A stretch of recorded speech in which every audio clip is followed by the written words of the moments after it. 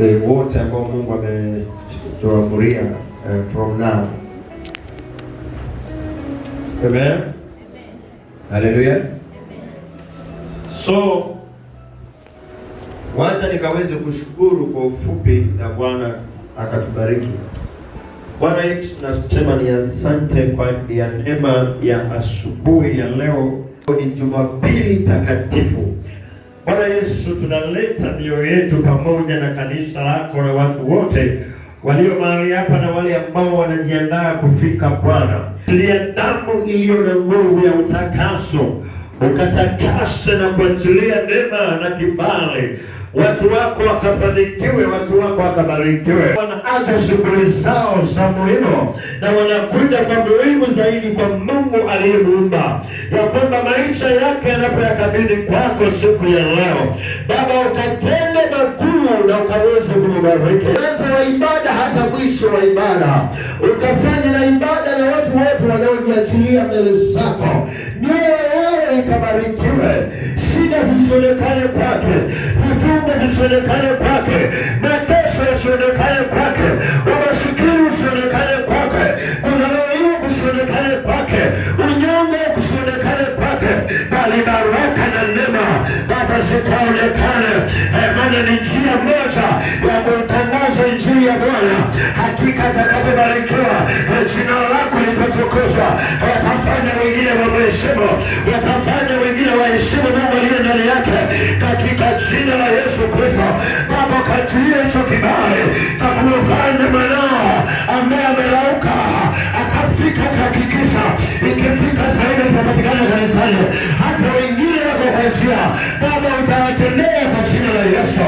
Baba, ninaamini kabisa ya kwamba hakuna mababaisho kwao, sitakazo matatizo na ibada utabe, utakao matatizo na ibada, kuna matatizo yatakayo matatizo kwa ibada, hakuna mafrimasa yatakao tatizo ibada, bali ibada hii utaiongoza wewe mwanzo na hata mwisho, katika jina la Yesu. Baba, ninakabidhi neno lao, Baba, ninakabidhi hoja zao, Baba, ninakabidhi maombi yao, Baba, ninakabidhi matumaini yao, Baba, ninakabidhi kanisa hili, Baba, ninakabidhi wazee, Baba, ninakabidhi wamama, Baba, ninakabidhi vijana, ninakabidhi teenager, ninakabidhi watoto wetu wa Sunday school mikononi mwako, utuongoze Mungu na hata mwisho. Kila ufalme wa giza unaotuma katika makanisa, Baba, tunauchoma na kuteketeza, Baba, tunachoma na kuangamiza. Wacha moto katawale, wacha moto wa Bwana ukachome kila raha, wacha moto wa Bwana ukachome kila uchawi kinyume na maisha yetu, ukachome laana. Wengine wamelaniwa na wazazi wao bila makosa yote, walilaniwa na mababa, walilaniwa na manyanya, walilaniwa na wazazi bila kukosea chochote. Maana namukimbilia wewe, Mungu wa kwanza uliyemuumba na ukamfanya jinsi alivyo. Hakika anapokuja mbele zako utakumbuka maombi yake, utamfanya mtu wa maana. Hata waliomlaani Bwana wakimtazama washangae, waone laana yao haijafanya kazi, waone maneno yao haijafanya kazi. Kuna watu wamenenewa maneno mabaya, waliambiwa watawafanikiwa, waliambiwa watawainuka. Hizo maneno zote ambayo neno lako linasema hautafaulu, kila silaha utakayorushwa haitafaulu, wacha ikawe hivyo. Baba, tunatii sauti yako, wacha ikawe hivyo katika jina la Yesu. Maneno mabaya yao hayawezi kufaulu, vinywa vyao vibaya haviwezi kufaulu, mauchawi yao hayatafaulu, maroho zao zitafaulu, majina yao hayatafaulu. Yesu tawala, Yesu tawala, Yesu tawala, Baba tawala, tawala na nguvu, tawala na damu, tawala na uwepo, tawala na roho, tawala Yesu, tawala. Kila atakayesimama, waimbaji na mapasta wote, waombezi na kila tabaka mbalimbali, Bwana Yesu kawaweze kuwaongoza, waongoze kila mwimbaji, kwaya, bandi na kila aina ya vitu vinavyoenda kufanyika katika madhabahu haya. Baba, vyote tunavikabidhi mikononi mwako. Ninaiona siku ya leo usifanane na siku zingine zote, ikawe siku ya kipekee katika jina la Yesu. Watu wakafunguliwe, watu wakabarikiwe, wakainuke katika jina la Yesu. Kuna watu Bwana wanatamani kuvaa vizuri pesa, lakini Bwana kwa neema yako wataishi vizuri zaidi. Kuna watu ni watu wazuri, wanaonekana na roho mbaya maana hawana, lakini ukiwabariki wataonekana uzuri wao. Wacha ukatende Baba, ikawe leo ili ile siku katika jina la Yesu Kristo. Baba, tumeomba na tutakuamini.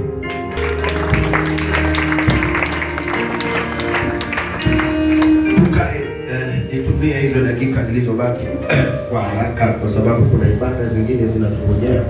Acha Bwana akatutawala. Asante. Nasema Samueli wa kwanza verse 22. Yesu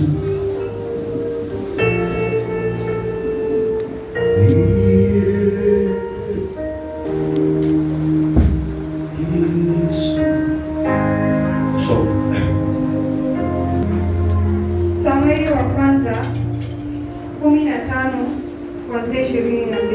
Nitasoma nikiongozwa na Roho Mtakatifu. Naye Samueli akasema, je, Bwana huzipenda sadaka za kuteketezwa na dhabihu? Soma vizuri. Za kuteketezwa na dhabihu sawasawa na kutii sauti ya Bwana. Angalia, kutii ni bora kuliko dhabihu. Haleluya. Nzuri ambayo Mungu anahitaji kwa kila anayemwamini, kwa kila anayemtegemea, kwa kila anayemuomba. Kuna tofauti ya kusikia na kutii. Nikasema ya kwamba mtu anaweza kukusikia lakini akakosa kutii. Haleluya. Unaweza kusikia lakini ukakosa kukitii kile kitu ulichokusikia.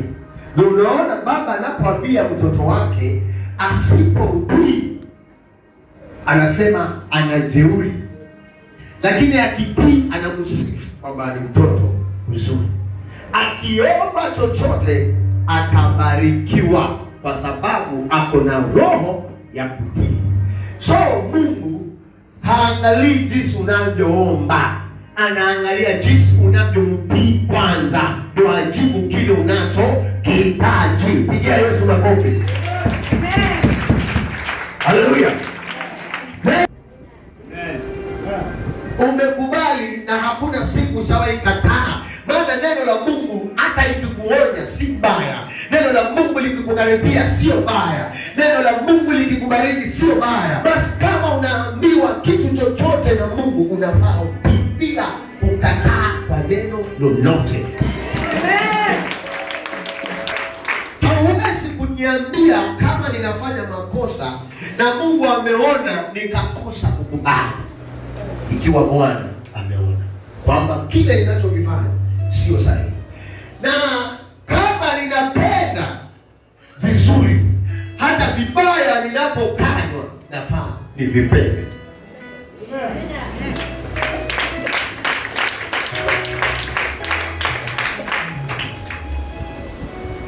So Wakristo wengi wamefail kwa sababu hawajajua maana ya kumtii Mungu anayemulilia, ya kumtii Mungu anayemuomba, Mungu anayehitaji kulipiziwa kisasi, ya kumtii Mungu ambaye anamhitaji ameweze kumpigania. Mungu ni rahisi. Anasema kila atakayenipenda na kunisikiliza mimi atamfananisha na mtu ambaye ni mboni ya jicho lake. Sasa sikiliza. Yaani wewe unakaa mboni ya Mungu. Mboni ya Mungu. Nikawagusia siku moja nikawaambia ya kwamba Shetani halikuwa jina lake.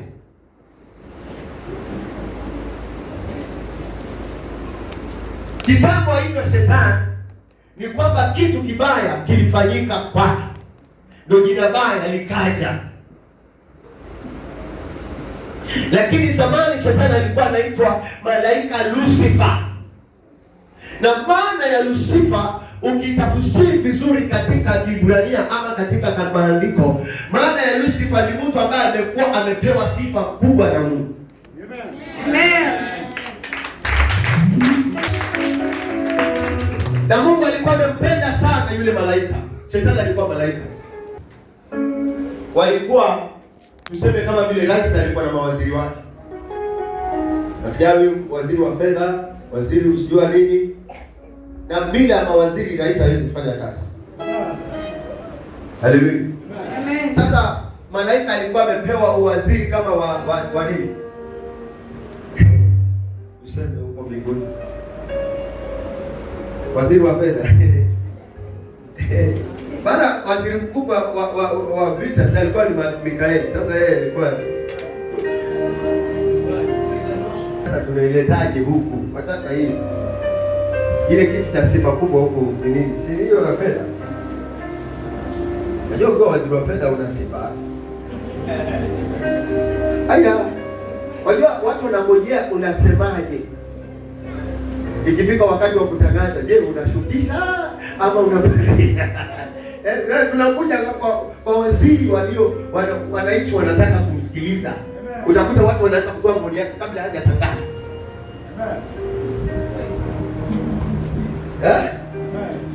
Anasema kiberiti kimepanda sana, hawatatushukishe.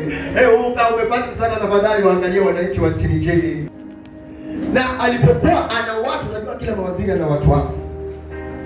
Akawashawishi malaika wengine kama vibunge kama BMC na wengine hapo. Women rep. Akasema mnanionaje? Sawa, unaweza kuwa rais. Maana yake nimekaa na rais na mjua vizuri. Sawa? Basi nifanyeni kampeni, maana nataka kile kiti. Lakini hakukitaka kwa njia nzuri. Kwa njia ya wivu. Haleluya. Amen. Sasa Mungu alikuwa ashajua tayari. Akamtayarisha Mikaeli, akamwambia, "Yesu, utakuwa na vita, lakini nakuongeza nguvu."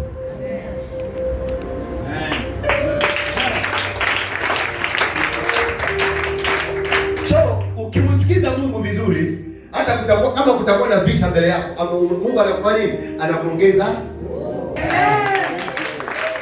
Haleluya.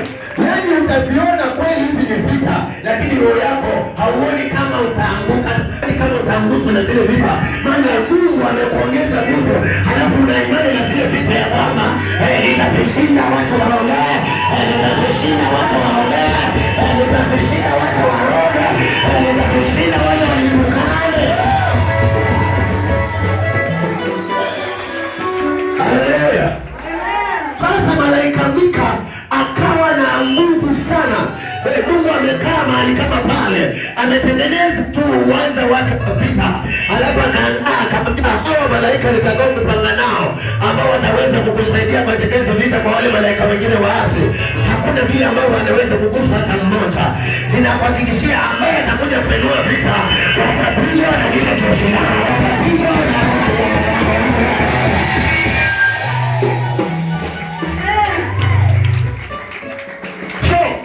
tunaangalia kutii. Malaika Mika alipotii, akajua basi kwa sababu Baba ndo ambaye ametutengeneza sisi. Asiwezi shindwa. Ule upanga malaika Mika aliopewa ulikuwa na maana yake. Ndio maana nakwambia usimuite malaika Mika wakati una njaa tu kwa nyumba. Hiyo si vita vya malaika Mika. Ati una njaa, malaika Mika shuka. Ja. Yana pigana na vitu vikubwa vikubwa.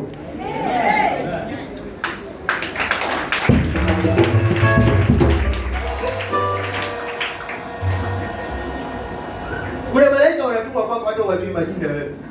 Kuja kusaidia kulingana na tatizo uliko nalo.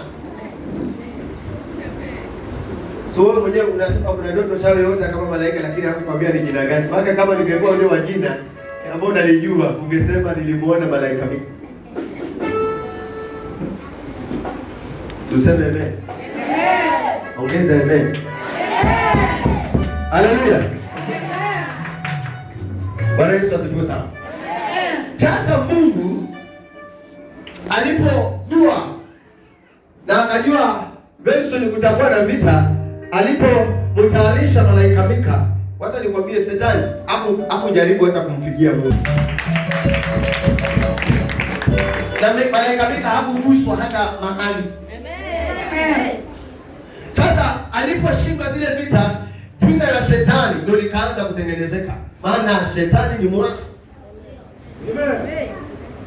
Na ukisoma katika kitabu cha Ufunuo niliwaambia ya kwamba utakuta pale Shetani akaja akaitwa joka lile la zamani la uongo. Biblia tusome Biblia. Kuifungua tu.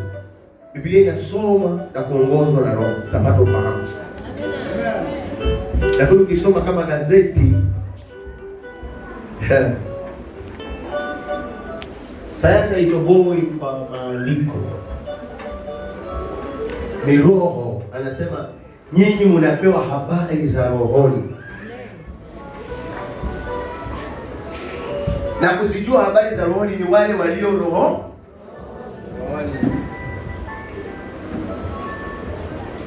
Vita vikawa vikubwa. Biblia inasema vita vikawa vikubwa mbinguni. Lakini hakuna mtu aliyemgusa Mungu. Hakuna mtu aliyemgusa Mungu, bali wote. Sasa angalia, vita vikawa kubwa mbinguni. Biblia inasema lile joka na malaika zake wakashindwa.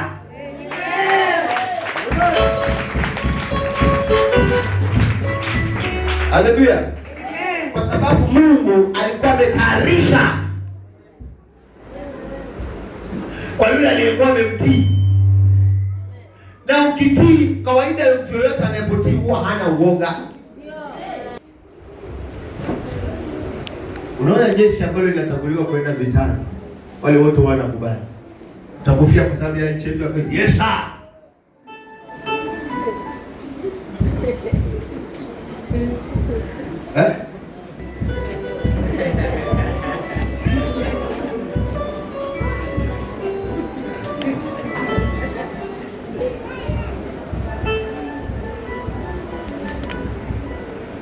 Mtiifu ni haraka kubarikiwa.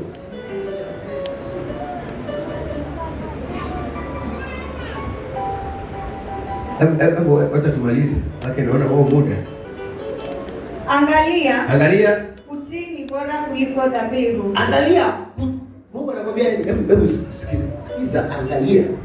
Utii ni bora sana kuliko dhabihu. Yaani haimaanishi kwamba ninaposikia tu habari za kutoa, ninatoa, lakini ninayemtolea hata simsikilize. Lakini ukitolea unayemsikiliza na kumfuata, Mungu naye anafuatilizia kwa mtoto anayemtolea. Anabariki mtoto anayemsikiliza. Anajua nafanya hivi kwa sababu niliambiwa. Nafanya hivi kwa sababu ni Mungu ndiye aliyesema. Haleluya. Amen. Bwana Yesu asifiwe sana. Amen. Angalia, utii ni bora kuliko dhabihu na kusikia kuliko mafuta ya beberu. Amen. Kwani kuasi ni kama dhambi ya uchawi na ukaidi ni kama ukafiri na vinyago. Unasikia? Kuasi, yani kuasi. Shetani seriasi kwa kukosa kutii, akatamani mamlaka yasiyokuwa yake. Unajua ukikosa kutii utatamani vitu visivyokuwa vyako. Hata kitu kingine kibaya zaidi cha wanadamu, kama kwa mfano huwa nasema wewe mwenyewe kazi yako unauza mifuko. Example, unataka mtoto akasome starehe, utajijaza madeni ambayo pako uanze kuomba misaada kwa watu. Mimi huwa nasema Mungu akikupangia level yako, kuna shule za chekechea.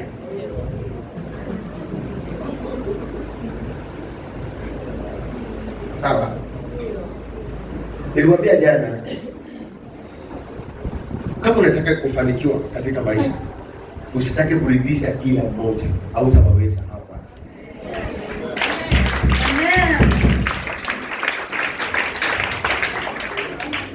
Nikaambia wanaume, kama unahitaji kuendelea sana katika maisha, usiwe na wanawake wengi.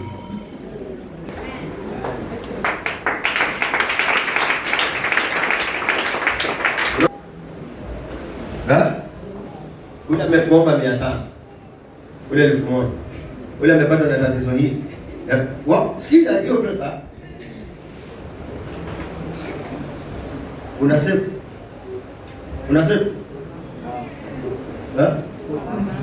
alafu kuna karo kingine kakukupokonya kashetani, yani kanakuingia, kanakwambia hiyo ni pesa kidogo. Hiyo ni kesho kipatikana nyingine, tatizo lingine, hiyo ni pesa kidogo. Au endelee pesa kidogo. Au endelee pesa kidogo.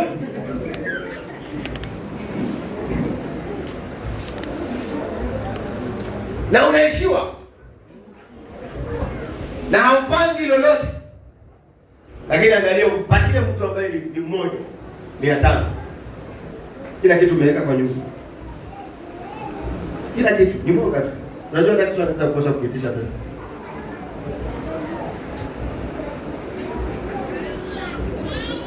Sasa wewe wapange. Unaanza kusema maisha yako umejiroga. Maana ulio nao hawajui sina. Na wewe nao una ile roho ya kwamba ni mimi ndio ninapendwa, inabidi nimshughulikie. Kumbavu wewe.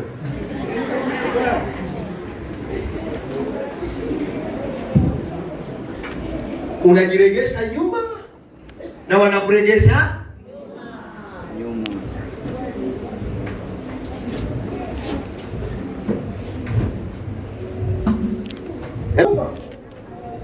Takufa. Usiwahi kung'ang'ania mahali ati mimi ni pastor na nang'ania washirika wengi. Yaani hapana, wacha vitu vikuje kwa wakati.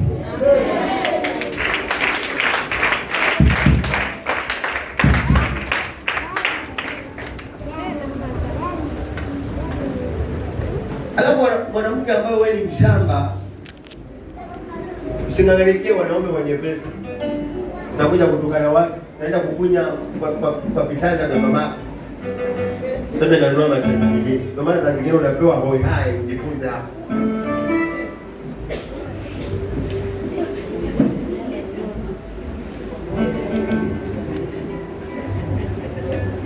Wewe kutukana watu ukasema sema nitakulipa. Umenikasirisha mpaka nivue susi. Nao haipendi kuambiwa. Unajua hivyo? Roho ya Shetani ni mbaya.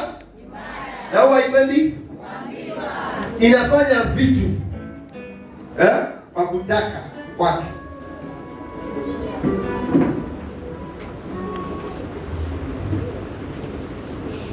Nehemia 9:26. Muda wangu tunaenda haraka. 26.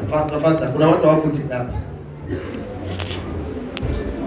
Nehemia 9:29 na 26. Walakini hawakutii, wakakuasi, wakaitupa sheria yako nyuma yao, wakawaua manabii wako walioshuhudu juu yao, wapate kuwarejeza kwako, wakatenda machukizo makuu. Unaona, ukikosa kutii unafanya vitu vibaya. Ukikosa kutii unaitupa mbali sheria ya Mungu. Haleluya. Ninajaribu kufupisha. Ukikosa kutii haujali chochote. Lakini mwenye kutii hujali. Sheria ya Mungu hukaa ndani yake. Ni kama vile umeambiwa, jana nikasema ni kama vile umeambiwa na babako kwamba saa 2 watoto wako wote wamejiandaa. Alafu mwingine anakuja saa 8. unakuwa mtoto mwasi, mtoto mkorofi. So ukitaka kubarikiwa katika maisha yako, siri ni moja kwa Mungu. Unaweza kuomba sana, unaweza kufunga sana, lakini mfungo kwa mtu ambaye hatii hauna baraka. Maombi kwa mtu ambaye hamtii Mungu haina majibu. Lakini mahali popote, hata mtoto anayetii mwalimu sana, utakuta mwalimu hana haja ya kutuma wengine, ako na haja na yule ambaye anamtii, na akienda kinunua anamwambia hiyo change ni yako. So sasa zingine unaweza barikiwa na baraka ambazo hukuziomba, ni kwa sababu umemrudisha Mungu sana, unafanya vitu ambavyo Bwana anakuagiza na unavifanya kwa moyo wako wote. Alafu mwenye roho ya kutii halazimishi kufanya kitu, halazimishi kuimbia Bwana, halazimishi ubiri, halazimishi fanya ni moyo umejitolea, sheria ya Mungu iko ndani yake.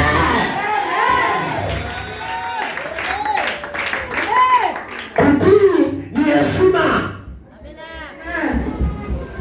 Kutotii si heshima. Ndio mheshimu, ndio muombe.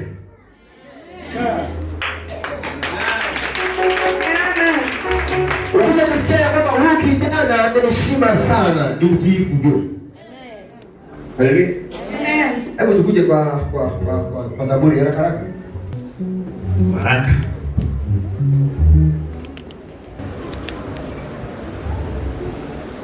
Mimi nitakuja kuitendezea muda mzuri. Kama masaa mawili.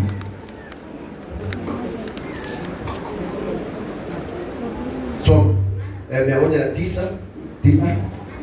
Zaburi 109 kuanzia 9. Wanawe wawe yatima na mkewe na awe mjane. 119. Sema 119. Kama umesikia hizo 99. Hapa ni hivyo, usia kwa kutii. Kama nani? Zaburi 119:9.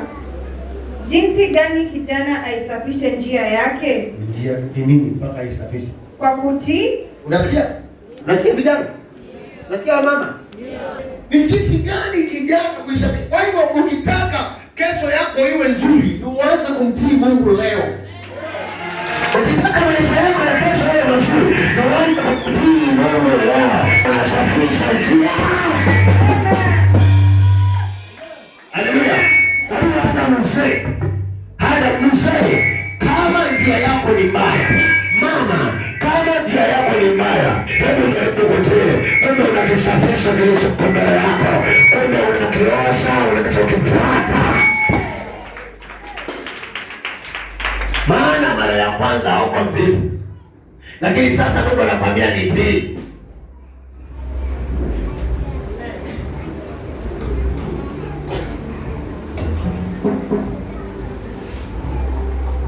Jinsi gani? Safi sana. Wajua watu tumezoea kwenda kanisani. Sote tumezoea hiyo ya kwenda kanisani. Weka zoea la kumtii Mungu. Utakuwa na hofu ya Mungu. Usipokuwa na roho ya kumtii Mungu, hautakuwa na hofu ya Mungu. Utakuwa kama mwasi wa Mungu na tuko katikati yetu. Umeasi. Unajua kuna watu wanaweza asi kitu na kwako na roho na kutengeneza mama, na kutengeneza baba, na kutengeneza kaka. Kuna level ya watu unapowaona wako juu na unatamani kuwapita, basi tii zaidi yake. Ukija kusikia kwamba huyu kijana Mungu amembariki sana, lakini kutoka kama huyu kijana alikuwa anamuona ni mtiifu, kumbe alikuwa anatengeneza njia yake kwa kutii.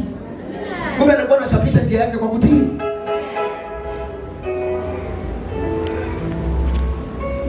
Unaona hata watoto wakifanywa mabishop ama wakifanywa mapasta, ni kwa sababu inaonekana roho ya kutii. Amen. Unajua baba kitambo aamue kuita mabishop wengine kwamba kwa nyumba yangu kuna mapasta anataka wapande cheo fulani, wamwagiwe mafuta, wasimame na huduma zao. Ni kwamba yule baba ameona watoto wake wanakuwa na wana roho ya utiifu. Sasa unapokuja ukiasi tena, yale mafuta sidani yatafanya kazi kama vile moyo wa babako ulivyokuwa unapoamini. No, yaani tuseme hayakauki ama yanakauka ama yanafanyika. Mimi ninaona ni kama yamebandikwa kwa karai na moto unaendelea na hakuna kitu cha kukaanga pale ndani. Yanaendelea kuisha mpaka mwisho wa kuisha unaona moshi. Amen. Kwa sababu ni vipi? Wewe unaona una moto, kumbe ule moto ulionao ni wa kukumaliza kile ulichoelekea. Wajua moto wa kufanya jambo, hamtanielewa lakini utanielewa tu katika mambo ya kiroho. Wewe kama una mambo ya kiroho unanielewa. Lakini kama una mambo ya kubumbuasi utaelewa kibumbuasi. Unajua kuna watu wengine uwezo wa force waelewe kiroho maana hawataki roho, sio watifu. So ninaongelea mambo ya kiroho hapa ya kwamba maana ikiwa moto unawaka na kumebandikwa sufuria ama jikarai lakini ilikuwa na samaki, kuna watu wanaongojea kile kitu kinachopikwa. Haleluya. Sasa haufai kupungua, bali unafaa kuongezeka. Maana kinachopikwa kitapata wengine na utakuta siku nyingine ukija pale watu wanaongezeka.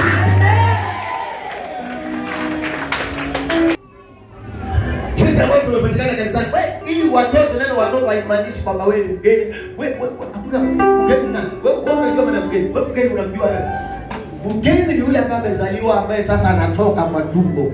Ndio ni mgeni kuona dunia. Lakini kama umezaliwa kwa mtu ambaye ni wa macho tu ugeni kwako, ndio kwa sababu hajakuona. Lakini Mungu alikujua before.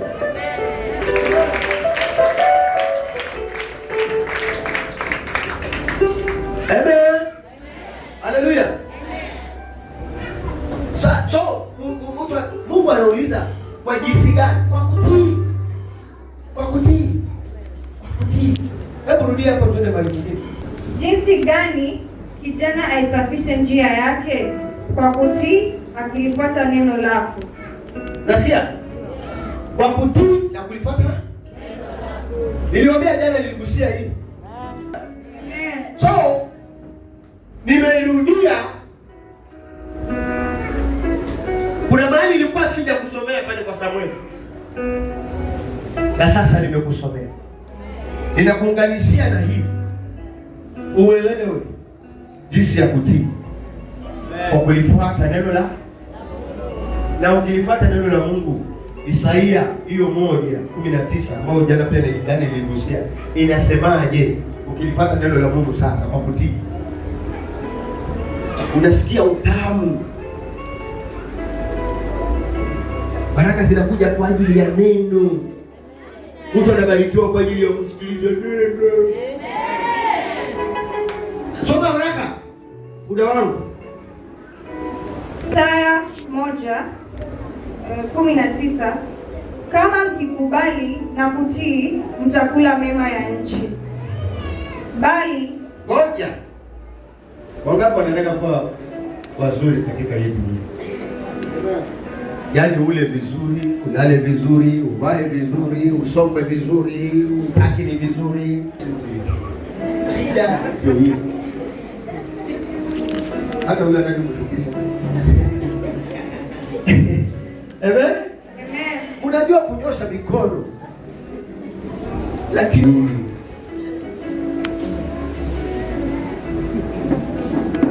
halo, watu wanahitaji kula. Watu wanahitaji kukula vizuri, chapati na maharagwe, makuku na michele. Unafikiri zile zinapandwa mbinguni? Wapi Biblia inasema mbinguni kuna michele? Yanapandwa wapi? Na amesema mtakula mema ya wapi? Mahindi yanamea huko? Kuna masupermarket huko? Kuna showroom za magari huko? Hizo vitu viko wapi? So utazipata kwa njia gani? Pango tusikizane. Utazipata kwa njia gani? Kwani kutii utatii bila kukubali? Si maandiko yamekwambia kama utakubali. Na kukubali si kwa kulazimishwa. Twende kanisani. Haya. Sikilizane na boss. Yesu aliwaambia mkitaka munifuate. Neno la kulazimishwa si la kutii. Neno la kupenda ila kutii. Hata wewe ukitongozwa na mtu unayempenda utamsikiliza sana. Hata wakati mwingine akikosea anasema, si wewe ndio uliniambia unanipenda. Si wewe ndio uliniambia utanioa.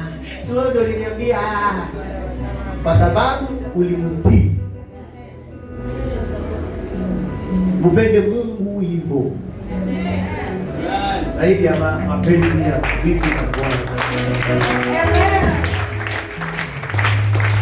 Biblia inasema utakula mema lakini kosa kutii. Kosa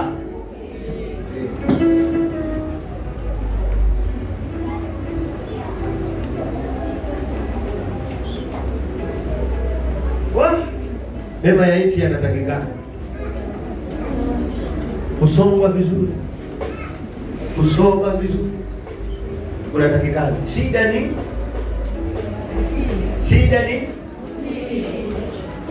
sikutii, kukosa. Hebu rudia hicho kipengele. Kama mkikubali na kutii mtakula mema ya nchi. Nimeanza kitambo, sio jana niliwaambia nitakuja kuwasomea vizuri, si ndio? Kama tutakubali na kulifuata neno la Mungu. Hakukuwa wengi kama vile leo tu. Na Mungu alitaka nianze na Samueli. Amina. Jana sikuzungumzia Samueli, si ndio?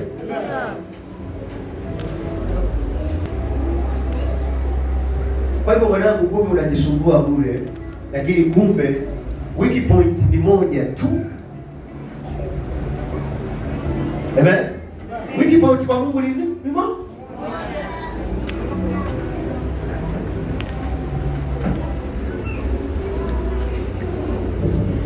Mtiifu anakubali yaani maana ya kutii ni kukubaliana na kitu ambacho Mungu anakisema. Na anakisema kwa kukisikia wewe. Na ukakipokea ndani ya moyo wako. Kwa hivyo ukitoa dhabihu zako na kama utii kumbe zimepotea. Kumbe ukiomba, sasa dhabihu unajua njia moja ya maombi, sadaka ni njia moja ya maombi. Kama unajui, lakini ukikosa kumtii Mungu imepeperuka mama. Imeenda.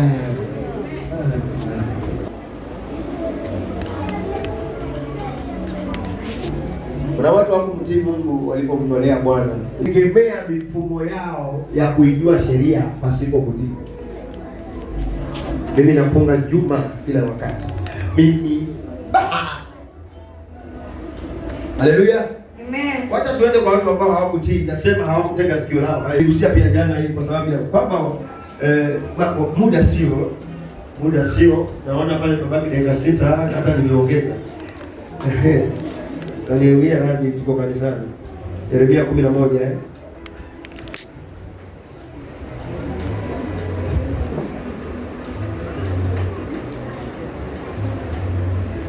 Niligusia hii jana pia. Yeremia 11 hapo tutaanzia nane.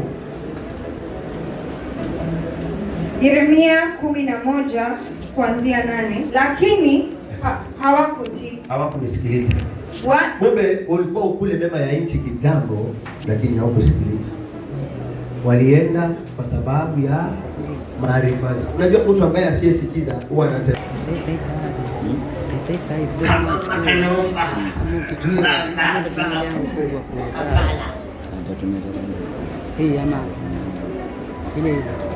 Unaona hili sikio hili. Ukiji kila mmoja anapita na anamsalimia shikamoo.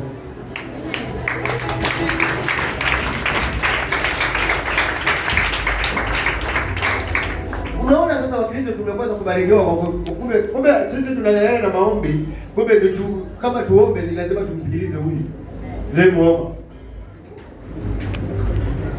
Wewe uelewe kile nakufunza, lakini kama ungenielewa ungesema imenikuba hadi sisi kingekuwa imetoka. Hata neno lemeni haliwezi tampa na mtu ambaye asiyetii. Hiyo amen unayosema, kama hutakubalia kwamba niwe hivyo, hauwezi taka uwe hivyo. Utatembea na amen ya mfukoni. Wanungunika. Yaani hivyo manunguniko yaishi kwako, yaani unakaa kama ni yaani sijui. Hata kwa nini hawakusikiliza? Kwa sababu lakini wala kutega masikio yao, bali walikwenda kila mtu katika ushupavu wa moyo wake. Unajua maana shupavu? Kishipa yani. Kishipa. Siwezi pangiwa. Mimi ndio mwanamke anakwambia sasa hivi si wakati wa kupangiwa na mwanamume. Usinisiwe babako wa roho.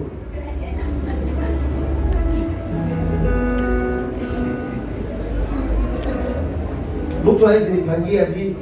Mungu mwenyewe anakupangia jinsi ya kuishi. Ishi peke yako. Shetani hatuwezi pangiwa. Utasahaje? Utasahaje wewe? Labda upatane na ngulusumu ambalo halisikii, hata halisikii maombi. Leo kiliombea ndio linachanganyikiwa. Wajua kuna wengine kuombea ndio wanalipuka.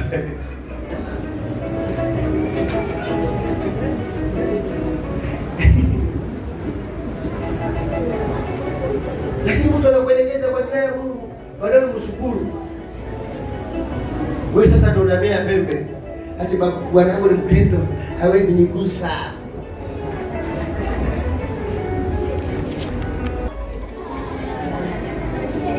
Ndio sema kwamba ndio nakusubiri wewe.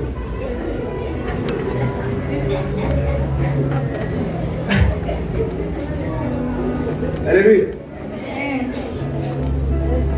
Natembea apendi kuambiwa, apendi maelekezo. Hii dunia mwanangu, huwezi kuishi bila ushauri. Hata Rais Ruto ako na washauri wake. Akikosa washauri utaona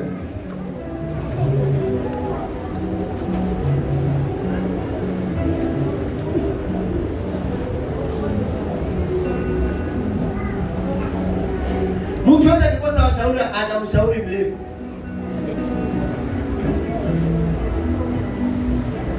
Yaani maji wewe mwenyewe usikizi Mungu, alafu nataka watu wakusikize. Hata usikizi Mungu unataka bwana wako akusikize. Usikizi Mungu unataka mke wako akusikize.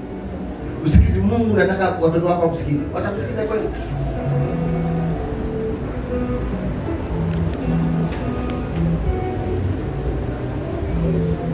Amen.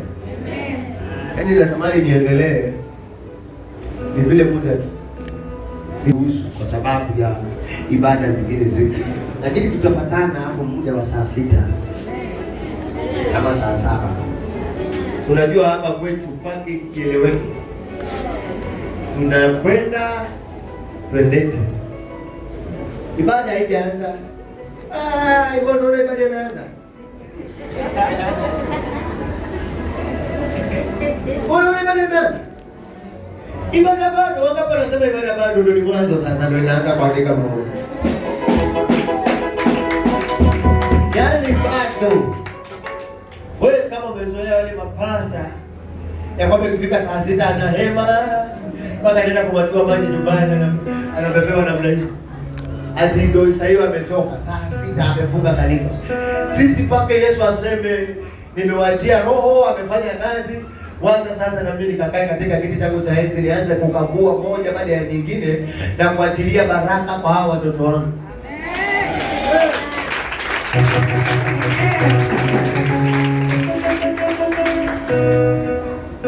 Yaani Yesu sasa amekuja mpaka kuna malaika wengine amewaambia mimi ninatangulia ninakuja na wako njiani.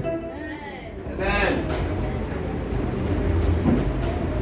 Wewe angalia tunasema ibada. Wewe unaona kama usiongee ndo anaingia ndio ujue ibada bado. Ibada bado. Mwambie mwenzako ibada bado. Mwambie hata hujacheza. Hata sasa tunakuja waona. Hata tunakuja waona.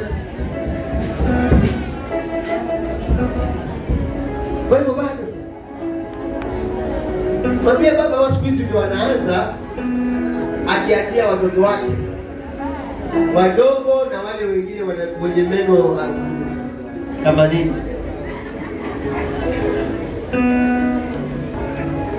Amen.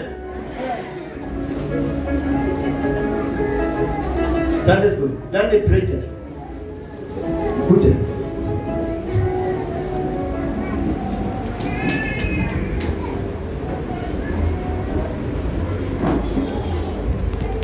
Unaitwa nani? Waambie ibada bado. Ibada bado. Hawajasikiza neno lako, si ndio? Ngoja waligwe na programa wako. Tumseme amen. Amen.